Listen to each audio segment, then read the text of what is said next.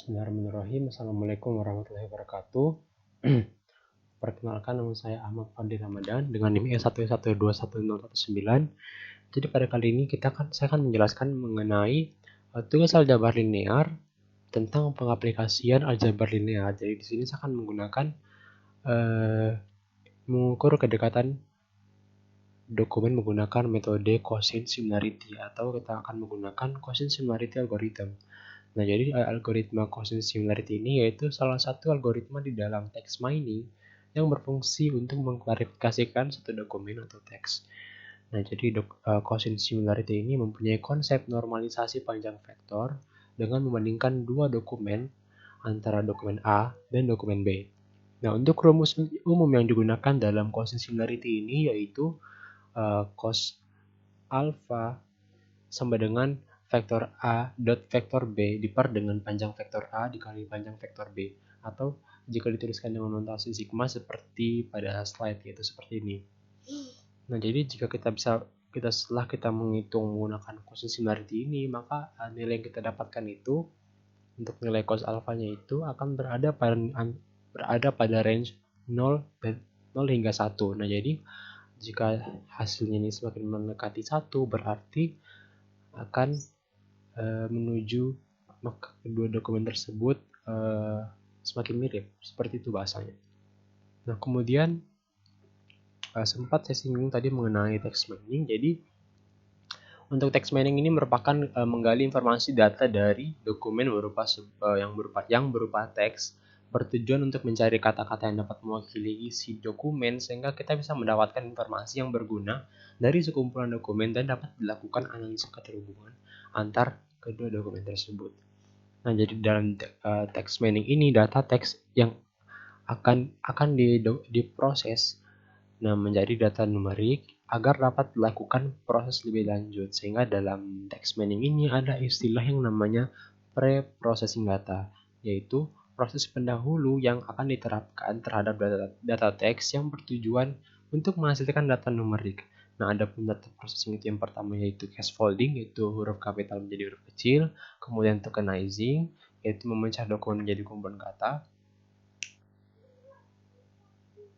dan yang ketiga yaitu stop words atau filtering, yaitu menghilangkan kata yang tidak penting. Nah, adapun ketiganya saya akan jelaskan lebih lanjut di contoh pengerjaan soal. Nah, misalnya kita mempunyai dokumen A dan dokumen B seperti ini. Nah, yang pertama kita terapkan dalam processing itu yaitu scaffolding. Nah, scaffolding itu merupakan tahap perubahan dari huruf kapital menuju huruf kecil. Jadi jika kita perhatikan, huruf besar-besarnya akan kita ubah menjadi huruf kecil. Nah, seperti ini. Nah, selanjutnya kemudian kita lanjut ke tokenizing. Jadi tokenizing ini adalah proses memecah dokumen menjadi kumpulan kata.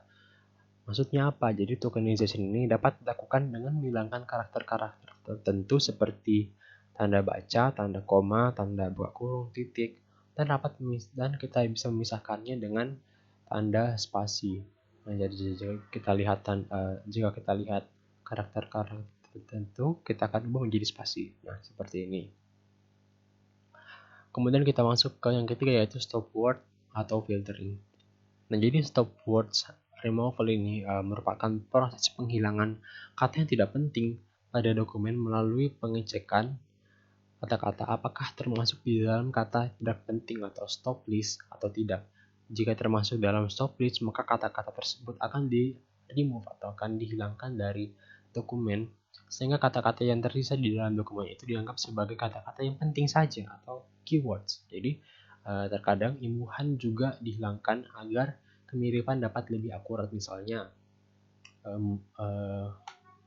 berkembang. Nah, jika kita lakukan stop word, maka yang terjadi berkembang menjadi kembang. Nah, jadi di sini kita asumsikan karena stop list kita tidak ada, kita asumsikan bahwa stop list kita itu seperti kata-kata umum, misalnya kata konjungsi, kata sambung, misalnya kata-kata dan, ada kata atau, kata adalah, kata sebuah, kata yang, kata ini, dan lain-lain. Jadi jika kita terapkan stop word pada dokumen A dan dokumen B, maka akan seperti ini. Nah, bisa kita lihat bahwa banyak kata-kata yang hilang dan kata-kata yang dihapus imbuhannya karena memang stop word ini maksudnya banyak kata-kata stop list yang tercantum pada kedua dokumen. Nah, kemudian di sini kita ingin melakukan text mining, yaitu kita ingin mengelompokkan huruf-hurufnya, kata-katanya. Jadi jika kita kelompokkan, maka saya bisa tuliskan pada tabel berikut itu. Tabel di kiri ini dari dokumen A dan tabel di kanan dokumen B. Jadi kalau kita bisa kita lihat bahwa di virtual ini virtual itu maksudnya kata virtual yang ada dalam dokumen A yaitu ada satu kata dan seterusnya. Begitu juga di tabel yang kanan. Nah, kemudian kita bisa lihat bahwa ada beberapa kata yang sama, yaitu kata kembang, teknologi, dan komputer. Nah, jadi di sini kita sudah bisa melihat ada kemiripan. Nah, kemudian kita bisa gabungkan kedua tabel tersebut supaya kita lebih dimudahkan juga dalam menghitung quotient similarity-nya. Oke, jadi setelah kita dapatkan hasil data dari hasil processing ini, kemudian kita hitung dengan algoritma quotient similarity. Nah, adapun rumus dari quotient similarity yaitu cos alpha sama dengan vektor DA di dot dengan vektor DB dipart dengan panjang vektor DA dikali dengan panjang vektor DB.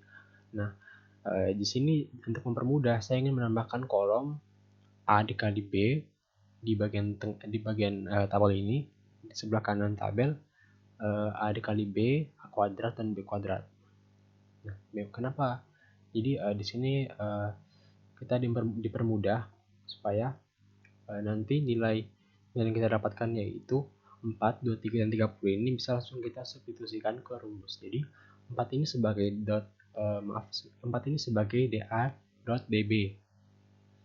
Karena jika kita ingin mencari nilai dot dari vektor itu berarti A dikali B, kemudian hasil semua perkalian A dikali B ini kita jumlahkan menjadi 4. Jadi hasil akhirnya 4. Jadi kita langsung masukkan ke rumusnya. Begitu juga dengan 23 dan 30. Kita langsung masukkan ke dalam akar DA dan akar DB. Oke. Jadi sudah masuk 4 per akar 23 dikali akar 30. Nah, kemudian kita selesaikan menjadi akar 690. Kemudian kita hitung menjadi cos alpha ini approximate ke 0,15227 atau mendekati nilai 0,15227. Kelihatan ya. Nah, seperti ini. Nah, kemudian di sini kita sudah dapatkan nilai dari cos alfanya. Nah, jika kita ingin menghitung nilai dari alfanya, jadi kita menggunakan arcos. Jadi jika kita arcos 0,15227, kita akan dapatkan nilai dari alfanya yaitu 81,257 derajat. Nah, adapun kesimpulan saya yaitu kemiripan antara dokumen A dan dokumen B adalah 0,15227 atau 81,257 derajat. Nah, kemudian inilah tadi penjelasan saya mengenai menghitung kemiripan antara dua dokumen menggunakan quotient similarity algorithm. Nah, di sini saya juga ingin mencantumkan jawaban saya mengenai tugas sebelumnya yang telah Bapak dosen berikan, yaitu adapun tugas sebelumnya yaitu kita ingin mengcompare atau membandingkan 5 dokumen, jadi nanti ada sebanyak 10 perbandingan. Kemudian kita akan cari nilai alfanya, nilai cos alfanya, dan kita ingin melihat mana yang paling mirip dan mana yang paling tidak mirip. Nah, adapun jawaban saya sudah saya cantumkan di sini, yaitu seperti pada tabel.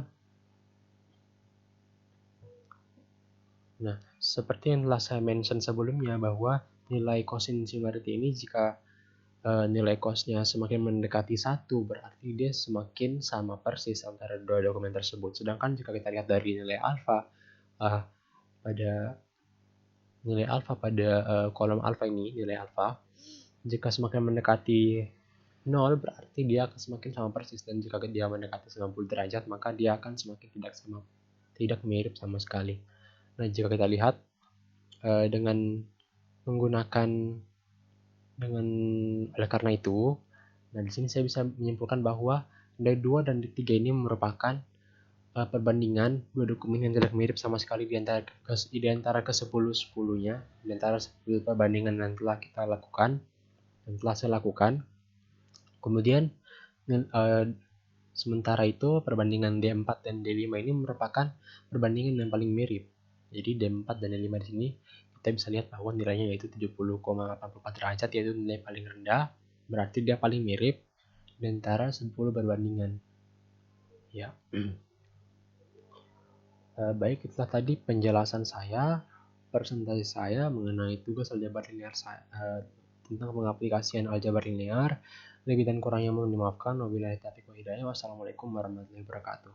Dan selamat malam, selamat pagi, selamat siang.